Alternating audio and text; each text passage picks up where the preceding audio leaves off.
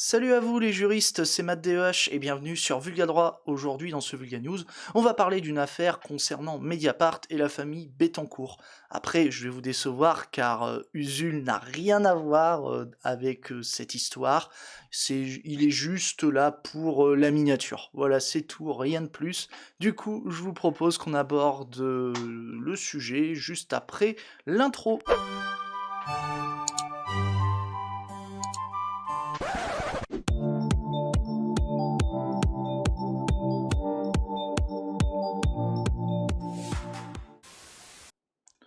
Alors, donc là, on va passer en mode lecture avec la petite musique et on va s'enjailler.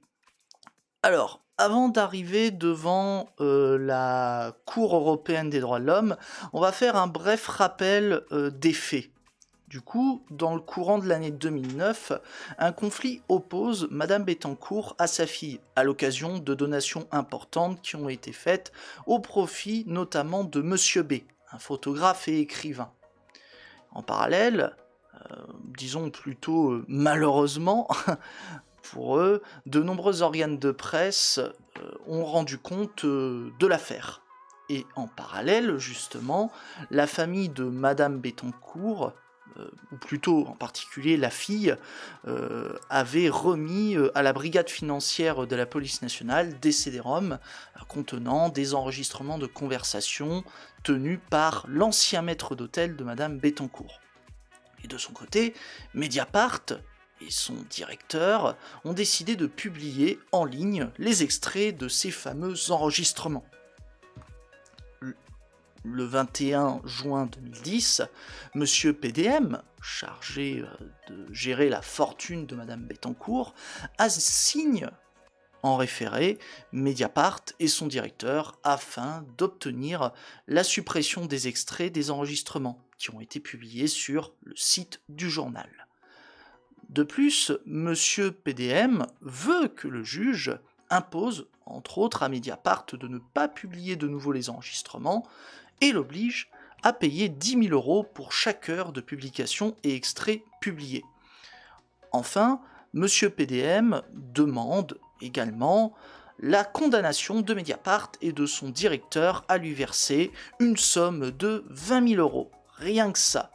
Quant à Madame Bettencourt, alors je vais juste vous faire apparaître le passage pertinent, elle assigne aussi Mediapart et son directeur pour obtenir le retrait des extraits des enregistrements et leur non-publication ultérieure, tout en demandant quand même au passage leur condamnation au paiement d'une somme de 50 000 €.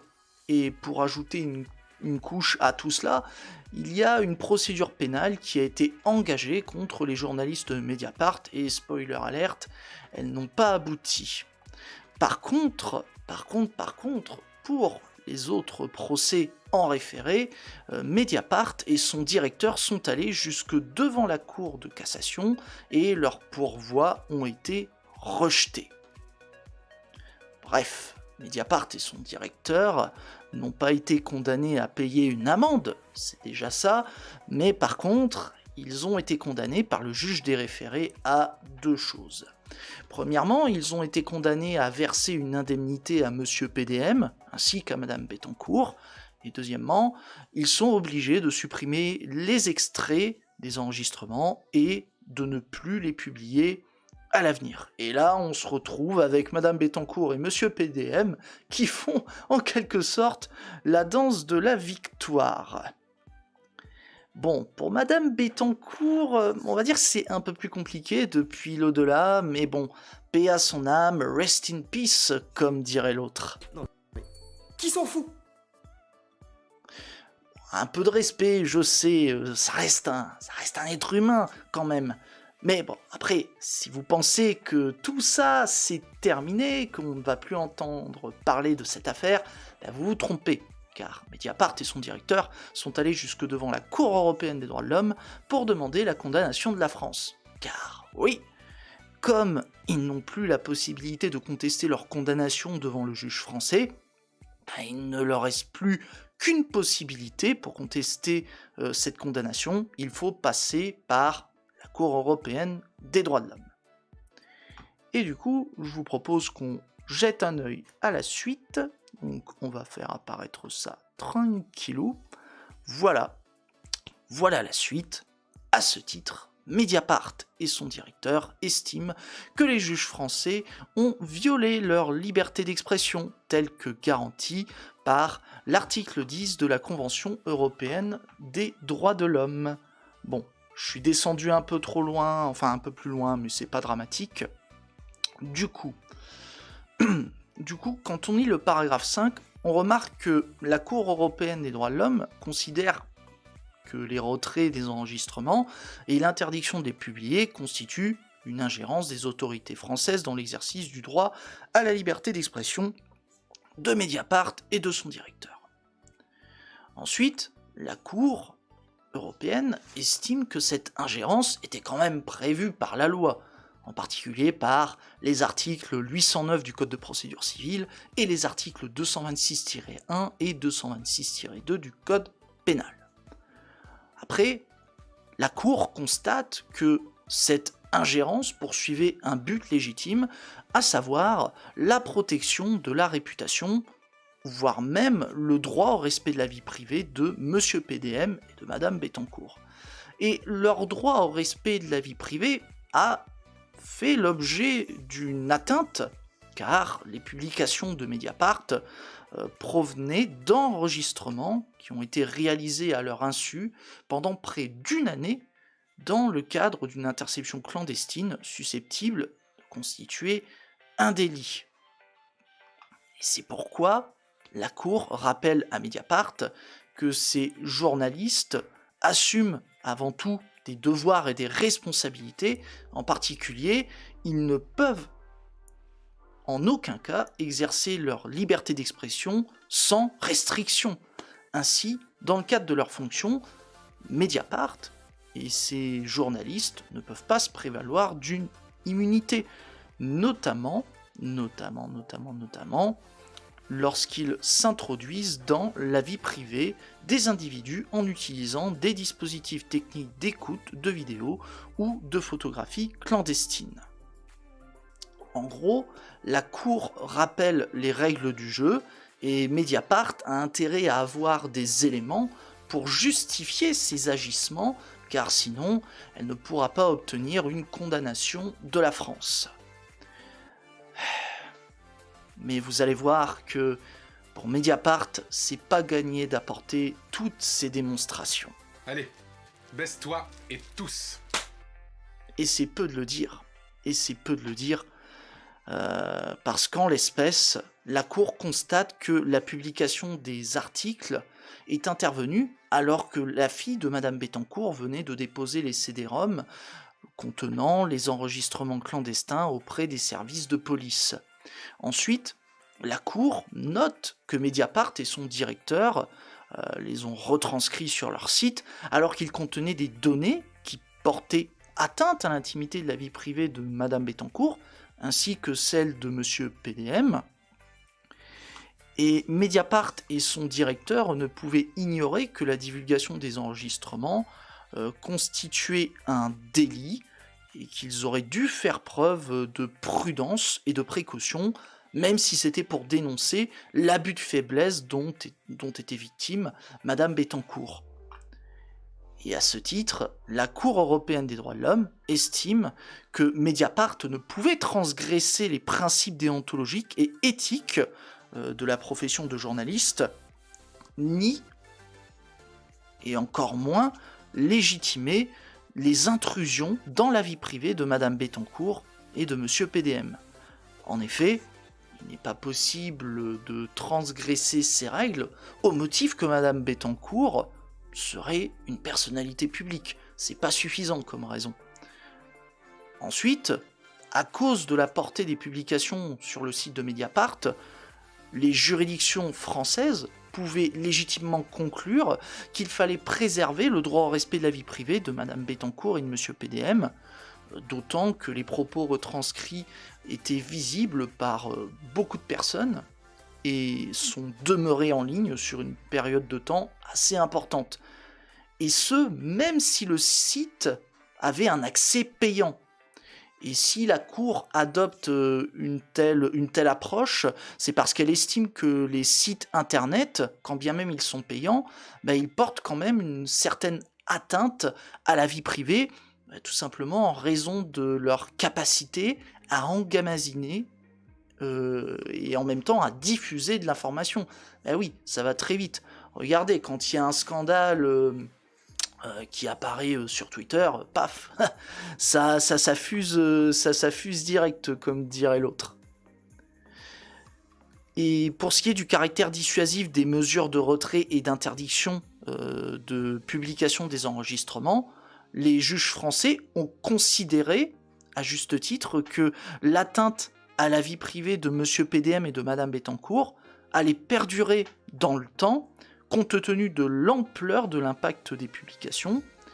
Et la Cour européenne estime que la publication des enregistrements ne peut être justifiée du fait que les 10 extraits, les 10 enregistrements aient été repris sur d'autres sites, ou voire même dans la presse écrite. C'est pas suffisant comme raison. Et dans le cas présent, le juge français a pris ces mesures afin de faire cesser le trouble que subissait Madame Bettencourt, qui n'avait jamais consenti à la divulgation des propos publiés. En plus, la Cour relève qu'elle était vulnérable. Elle était effectivement vulnérable, et Madame Bettencourt souhaitait la suppression de ces publications dont elle n'avait jamais pu débattre. Bien sûr, en dehors du procès pénal. Parce que, à l'occasion du procès pénal, évidemment, elle a eu la possibilité d'en débattre. Mais par contre, avant que les hostilités ne soient engagées, avant qu'il n'y ait toutes ces procédures, Madame Bettencourt n'avait pas eu la possibilité de débattre, voire même d'exprimer son consentement concernant la divulgation des enregistrements. Hop. Du coup, si on poursuit notre histoire, on arrive à l'élément suivant, à savoir, en plus d'avoir été largement diffusée, la publication des enregistrements était dès l'origine illicite, et elle restait prohibée pour l'ensemble des organes de presse. En plus, plutôt en outre, parce que je me répète pas mal, la Cour européenne des droits de l'homme remarque que Mediapart et son directeur n'ont pas été privés de la possibilité d'exercer leur mission d'information en ce qui concerne le volet public de l'affaire Bettencourt. Ouais, il y avait certaines informations qui pouvaient être exposées par Mediapart et son directeur, et dans ces conditions, ils auraient pu exercer leur droit à l'information, et en gros exercer leur fonction de journaliste dans de bonnes conditions.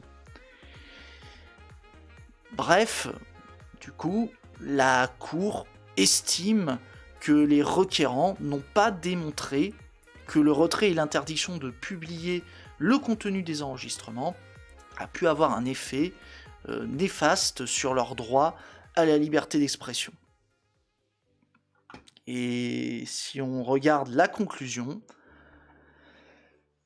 tout simplement, les juges français n'ont pas violé l'article 10 de la Convention européenne des droits de l'homme. Il n'y a pas eu une violation du droit, enfin plutôt il n'y a pas eu de violation de la liberté d'expression de Mediapart, ni même de son directeur, et pas plus que celle des autres journalistes. Et face à cela, il n'y a pas lieu de condamner la France à verser une indemnité à Mediapart et à son directeur. Bref, Mediapart a grillé sa dernière cartouche et a perdu son procès devant la Cour européenne des droits de l'homme.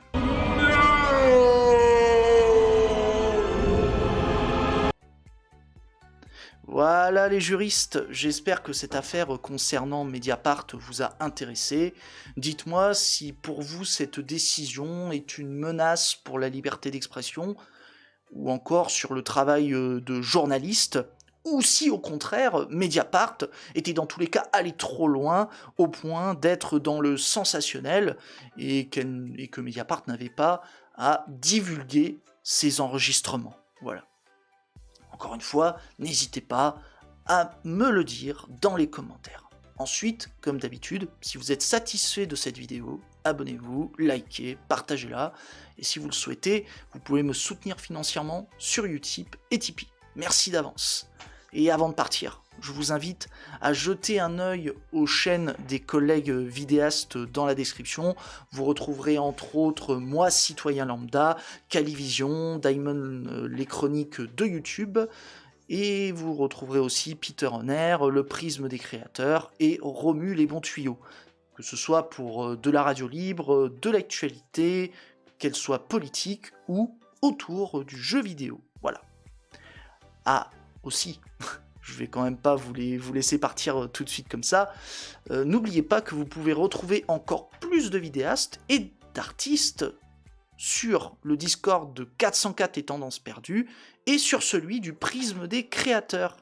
Et ouais, n'hésitez pas à y faire un tour. Vous allez peut-être découvrir des pépites, qui sait. Bon, je pense qu'on en a terminé là. J'ai encore une fois trop parlé, j'ai la langue bien pendue. Sur ce, je vous laisse. C'était Matt DEH sur Vulga Droit. A plus les juristes, et c'est l'heure de la petite outro.